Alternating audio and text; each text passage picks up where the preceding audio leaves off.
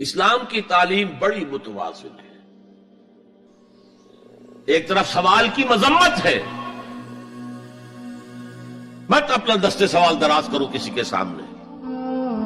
جو شخص ہاتھ پھیلاتا ہے مانگنے کے لیے وہ اپنی عزت نفس کو ہتھیلی پر رکھ کر آپ کے سامنے پیش کر رہا ہے،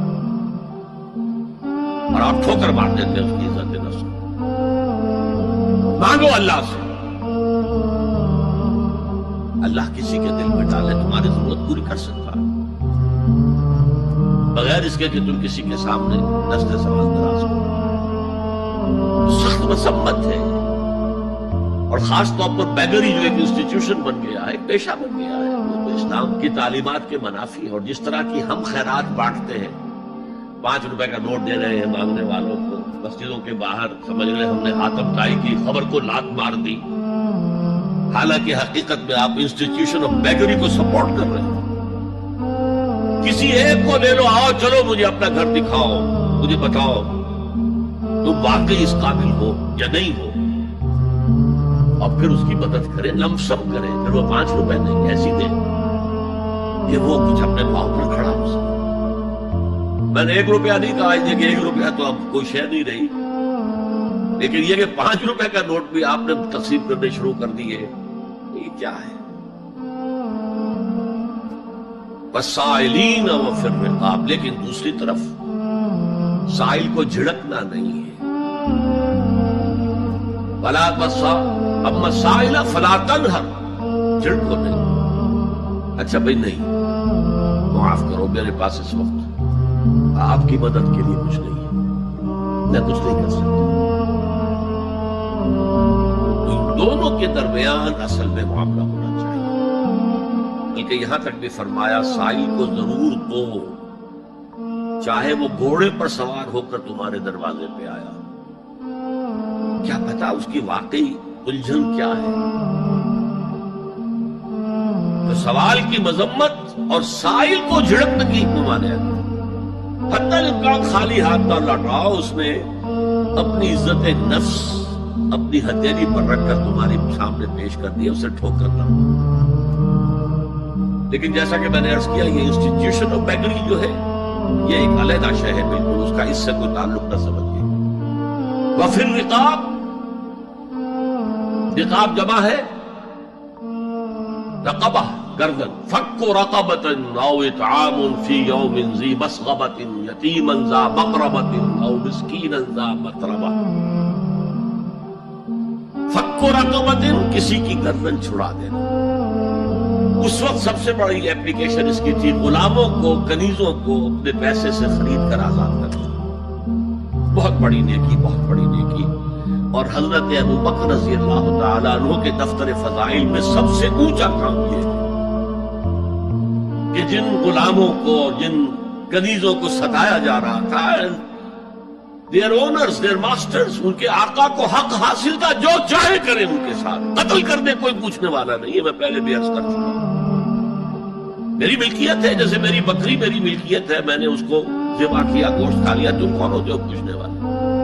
میرا غلام تھا، میں نے قتل کر دیا، تم کون ہو پوچھنے والے؟ ان کو حضرت ابوبکر نے خرید کر آزاد کیا اور منہ مانگے دام دیے. حضرت بلال کے لیے امیہ ابن خلف نے اتنی بڑی رقم مانگی، حضرت ابوبکر نے کہا ٹھیک ہے. باپ نے کہا بھی ابو قحافہ نے، ابو بکر کو کوئی غلام خریدنا ہی تھا، کوئی طاقتور آدمی جو کام آ سکے کہیں، اس کو خریدنا چاہیے. مجھے کیا پتا ابو بکر کس لیے خرید رہا اور کس کے لیے خرید رہا. آج کے دور میں اس کی اپلیکیشن ہوگی. کوئی شخص جو ہے اگر قرض میں اس طرح جکڑا جائے کہ لاکھ ہاتھ پاؤں مارے نکل نہیں سکتا، اس کو کوئی لمپ سم مدد دے کر اس قابل کیا جائے کہ وہ پھر اپنے پاؤں پر کھڑا ہو جائے. یہ نہیں کہ اسے آپ ہر مہینے کچھ رقم دیتے رہے مینٹیننس کے لیے، اس سے تو اسی پوزیشن میں رہے گا. یہ بعض مائنورٹی کمیونٹیز کے اندر یہ معاملہ موجود ہے. کوئی بھائی اگر گر گیا ہے کاروبار میں تو اس کی پھر ایسی مدد کی جائے کہ وہ پھر آپ کی صف میں آ کر کھڑا ہو جائے. Respectable members of your community وہ اس شکل پہ پہنچ جائے. یہ بھی فک رقبۃ اس کی ذیل میں آج کل آئے گا. اب اس کے بعد آیا وَأَقَامَ الصَّلَاةَ وَآتَى الزَّكَاةَ. یہ دو کیا ہے؟ یہ عبادات کی شکل میں دو ستون ہیں جو ان دو چیزوں کو سپورٹ کرتے ہیں جو اب تک بیان ہوئی ہیں. ایمان کو تازہ رکھنے کے لیے نماز قائم کرو. ہر نماز ایمان کی تجدید ہے. اقیم الصلاۃ لذکری، نماز قائم کرو میری یاد کے لیے. اپنا عہد اللہ کے ساتھ تازہ کرو. ایاک نعبد و ایاک نستعین، اے اللہ ہم تیری ہی بندگی کرتے ہیں اور کرتے رہیں گے، تجھ ہی سے مدد مانگتے ہیں اور مانگتے رہیں گے. اپنے اس عہد بندگی کو تازہ کرو، ایمان کو تازہ کرو. الحمدللہ رب العالمین الرحمن الرحیم، ایمان باللہ تازہ ہوا نا. مالک یوم الدین، ایمان بالآخرہ تازہ ہو گیا. یہ ہے ایمان کو قائم رکھنے کے لیے، نیکی کی اس روح کو برقرار رکھنے کے لیے اللہ تعالی کی طرف سے یہ ستون ہے. الصلاۃ عماد الدین، دین کا ستون ہے یہ نماز. اس بحث میں اس کا مقصد کیا ہے وہ میں نے بیان کر دیا. بعد میں کیوں آ رہا ہے؟ لیکن اصل شے ہے ایمان، اور ایمان کو سپورٹ کرنے والا ستون ہے نماز. عملی نیکی میں اصل شے ہے ہمدردی، ہمدردی میں مال خرچ کرنا، اور اس کے لیے ستون ہے زکوٰۃ. کم سے کم یہ 2.5% تو نکالو، بوتل کا کارک تو کھل جائے، پھر اور بھی دو اور بھی دو اور بھی دو. یہ تو obligatory ہے، یہ تو فرض ہے، یہ تو لازم ہے. لیکن مقصد کیا ہے؟ اس کو جو سمجھ لیا بس یہی زکوٰۃ ہی ہمارے ذمے میں ہے، وہ بڑے مغالطے میں ہے. حضور نے فرمایا صلی اللہ علیہ وسلم ان فی المال حقا سوى الزکوٰۃ. اے مسلمانوں یہ نہ سمجھنا کہ بس زکوٰۃ ادا کر دی تو تمہارے مال کا سارا حق ادا ہو گیا. ان فی المال حقا سوى الزکوٰۃ، تمہارے اموال میں حق ہے اللہ کا زکوٰۃ کے علاوہ بھی. اور پھر آپ نے یہ آیت پڑھی وَآتَى الْمَالَ عَلَىٰ حُبِّهِ ذَوِي الْقُرْبَىٰ وَالْيَتَامَىٰ وَالْمَسَاكِينَ وَابْنَ السَّبِيلِ وَالسَّائِلِينَ وَفِي الرِّقَابِ وَأَقَامَ الصَّلَاةَ وَآتَى الزَّكَاةَ. یہاں آتَى الزَّكَاةَ تو ہے ہی ہے، اس سے پہلے جو آ رہا ہے یہ سرپلس ہے، اس سے آگے کی بات ہے، یہ ایڈیشنل ہے. اسی لیے جب انفقوا انفقوا انفقوا انفقوا انفقوا کی جو تکرار ہوتی ہے قرآن مجید میں، تو ایک جگہ پھر سوال کیا صحابہ نے کتنا خرچ کریں؟ فرمایا قل العفو، کہہ دو جو بھی ضرورت سے زائد دے ڈالو. Don't accumulate, don't retain any thing.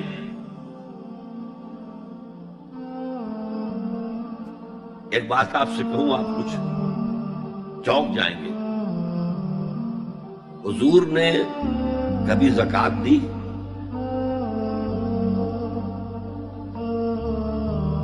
کبھی نصاب کے بقدر پیسہ آپ کے پاس جمع ہوا کہ آپ پر زکوٰۃ واجب ہوتی؟ ایسی عجیب بات ہے. ارکان دین میں سے ایک رکن سرے سے غائب. کبھی آپ نے مال رکھا ہی نہیں. حضور کا اسوہ ہم جانتے ہیں، مسواک کر لی ہے، پانچے جو ہے ٹخنے سے اوپر کر لیے ہیں، یہ اسوہ ہے. ہاں ہے، یہ بھی ہے، ٹھیک ہے، سنت ہے. اسوہ تو یہ ہے. اور صرف آپ کا نہیں، جنہیں ہم کہتے ہیں فقراء صحابہ، ابو ہریرہ، ابو ذر، سلمان فارسی، علی رضی اللہ تعالی عنہ اجمعین، یہ فقراء صحابہ میں سے کبھی کچھ نہیں رکھا اپنے پاس. میں نے بتایا تھا آپ کو شاید کہ حضرت علی کی جب شادی ہو رہی تھی حضرت فاطمہ سے، کوئی مکان تھا ہی نہیں، کہاں لے کے جائے؟ ایک انصاری نے ایک حجرہ دیا ہے اپنے مکان کا، اس میں حضرت فاطمہ ودا ہو گئی۔ He didn't have any home۔ ابو ذر وہ تو دوسری انتہا کو چلے گئے تھے۔ قانون یہی ہے، حلال سے کماؤ، اگر ایک حد سے آگے بڑھ جائے تو زکات دے دو، باقی تمہارے اختیار میں ہے، دینا چاہو دو، نہ دینا چاہو رکھو اپنے پاس۔ قانون اس سے زیادہ آپ کو پابند نہیں کرے گا۔ کبھی بھی آپ نے جبر نہیں کیا، ایمرجنسی میں بھی جبر نہیں کیا۔ ایک واقعہ آتا ہے کہ حضور کو کئی وقت کا فاقہ تھا۔ تھوڑی دیر کے بعد حضرت ابو بکر آئے، آپ نے چہرے سے پہچان لیا کہ فاقے سے۔ پھر حضرت عمر آئے، پہچان لیا کہ فاقے سے۔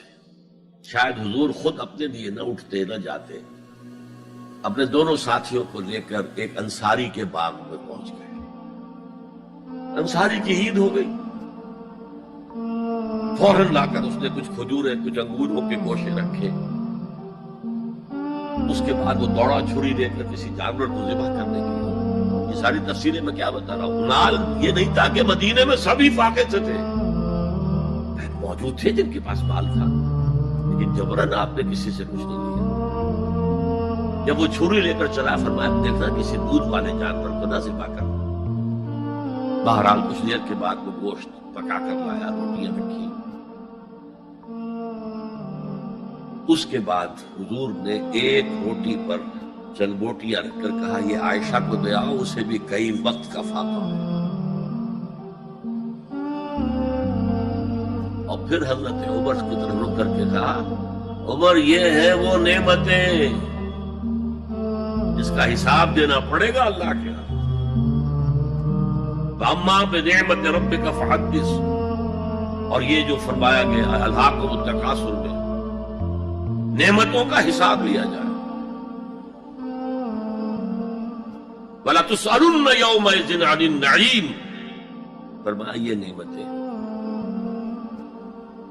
یہ ہے اصل میں انفاق کا معاملہ۔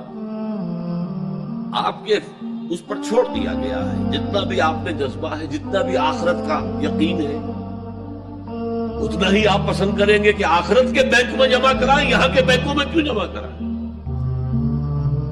یہاں کتنا دے دیں گے آپ کو؟ 10%، 20%، وہاں 700% ملتا ہے۔ 700% نہیں، 7,000، 700 گنا۔ Why to keep it in these banks؟